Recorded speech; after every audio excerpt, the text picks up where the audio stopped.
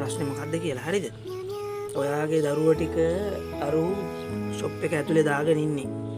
හරිද? ඔයාගේ බබාලා 5 දෙනාම ෂොප් එක ඇතුලේ දාගෙන ඉන්නේ.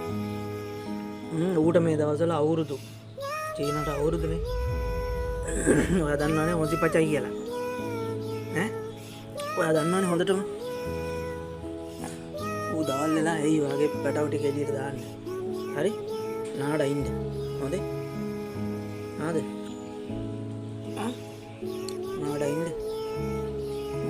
මෝටර් බයික් හදන චීනා ඔයාගේ පැටව ටික එළියට දාන්න එයි.